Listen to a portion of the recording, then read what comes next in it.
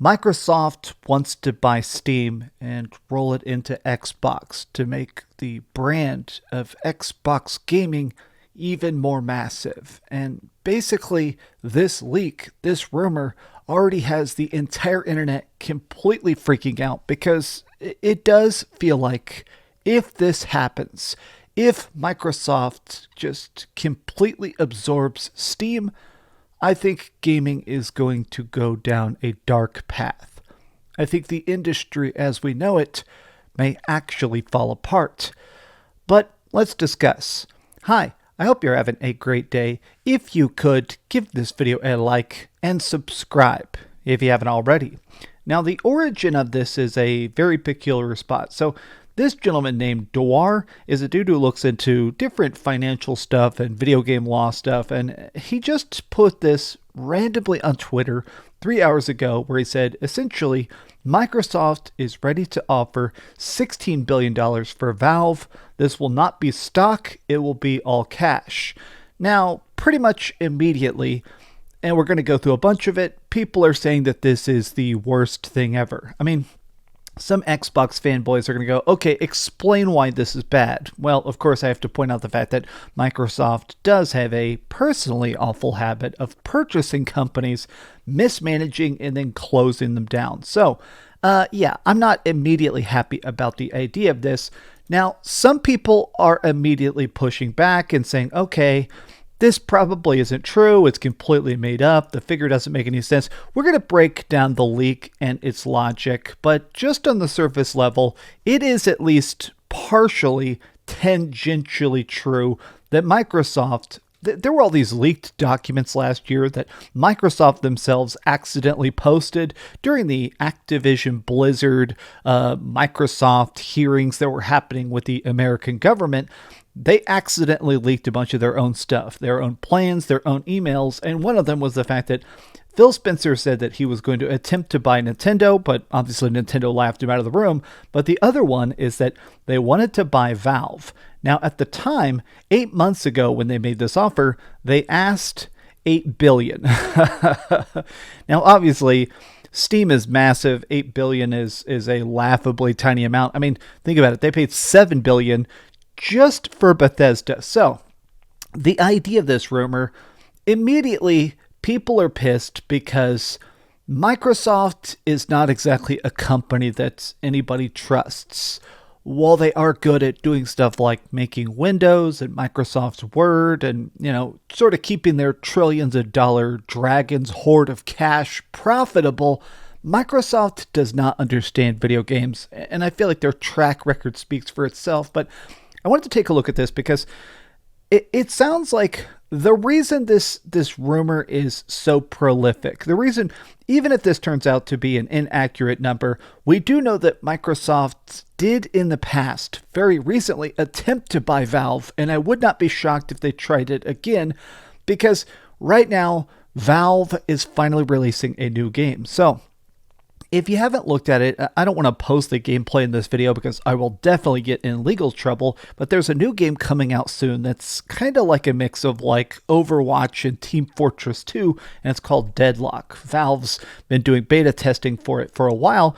I looked at a lot of the gameplay. It does actually look incredibly freaking good. I think it's going to be a huge success, and typically whenever a company releases stuff, the value goes up. But here's the thing.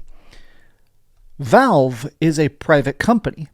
They're not publicly traded, which means that they don't have stock, they don't have typical value, they're not like on the exchange, which means that if you want them, you have to buy it outright. You can't do a typical takeover.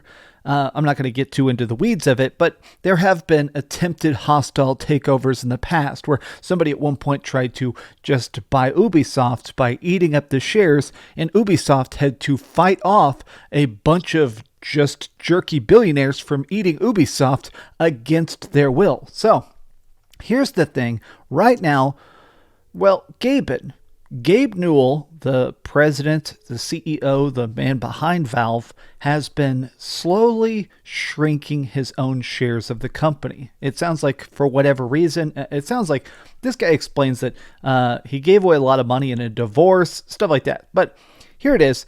He now owns close to 25% of the company, which means that he can technically be outvoted. The other heads of Valve, the other board members, the other major executives could technically greenlight this. Now, is this legally possible? The other wrinkle of this is that here in America, you can just purchase pretty much anything, but you can also buy it and shut it down. This has happened in the past. We have seen times where a company just said, hey, you guys are doing good stuff. We're going to buy you. We're going to take all your best creators. And we're just going to kick everybody out the door. We're going to keep your IP, your brand, your brain drain, but everybody else is fired. Look at this. I would do anything for Gaben to be laughing at Microsoft. A lot of people are saying like, okay, this would definitely get blocked by a monopoly. This would get stopped by the lawmakers because there's no way this would actually be allowed. Xbox would own Microsoft Store, Blizzard Store, and Steam. Even if Gaben could reject the deal for whatever reason, regulators would. So yeah, here's the biggest thing. I do hope that this doesn't happen for a variety of reasons. And let me talk about that. This is not me just being an Xbox hater or being anti-trillionaire because, I mean, companies do different stuff. Big companies make good games, they make bad games, they do good decisions, they do bad decisions. But I think it's more about the fact that consolidation, I think, provably never works. We just keep seeing this again and again. In fact, even yesterday, I didn't have a chance to talk about this because I was working on the Hellblade video. IGN purchased Eurogamer, Game Informer, VG247, Rock Paper Shotgun, and more, and they decided to lay off a ton of people. So this is bizarre because essentially all of gaming media is now owned by one big group. Like all the traditional journalists are almost entirely now technically IGN employees worldwide, which feels illegal. Like, isn't it weird the fact that there's now independent content creators and then a bunch of websites with different brands that are all technically IGN? And here's the deal. They just had enough money to buy the competition, so they bought them, fired the people that they felt like weren't profitable enough, and then they're keeping the rest. It is bizarre that this stuff could even be allowed. The fact that this might even be humored to me is disgusting. This would be a monopoly. There's just no way. There is no way that this would be allowed. Maybe I'm coping and seething here, but I am in a spot now where not only do I not trust Microsoft, I just don't trust any of these big companies. People keep mentioning the fact that Sony laid off 900 employees early this year. That sucked. Bethesda having so many people up and fired. The closure of Tango, of Arcane. I'm in a spot now where all of the gaming industry kind of terrifies me because I think we're in a spot of mild collapse. Big, boring executives, dudes who have never played a game, are now in charge of entire franchises, of entire universes, of entire console generations and DLC price points and stuff. Dudes who do not care about video games, sitting in literal mansions with like 55 bedrooms, are deciding when we're going to get the next Final Fantasy, or how many DLC expansion season pass things are coming to Diablo. And to me, I think this is a sign that something is going terribly wrong. Video games used to be cheap to make.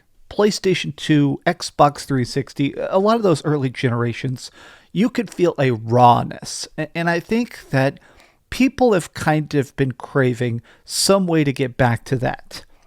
I reviewed Hellblade 2 yesterday. I did a big video about it. And you know what? That game is photorealistic. It has the best graphics that you'll probably ever see in a video game. But it's boring. It's bland. It's basic. The game itself is like 5 hours long, and it's pretty much just like watching a movie. And I guess stuff like that is kind of what kills my hope for anything that Microsoft touches, is that anything they buy is just going to be another thing to hopefully bump up numbers. Steam is already perfect on its own. I love the Steam Deck. I love the games they make. I love Steam as a platform. I've been gaming almost entirely on PC this year, and the idea of Microsoft swooping in and ruining the number one way to play games on PC, it's bleak. But what do you guys think about this? Are you excited about the future of Microsoft, or have you totally given up hope on anything even tangentially related to the Xbox brand? Tell me your thoughts in the comments down below, and if you could, please give this video a like, subscribe if you haven't already, and please keep dreaming. If this happens, oh man. Microsoft, I think Microsoft needs a good long boycott or something. But how could you even do that? They own the industry. This sucks. Thanks so much for watching that video. If you want to see something else, you can always click this link to see what I put up last, or, subscribe and see what's coming up next. Also, I promise that whatever I do, it'll try not to suck.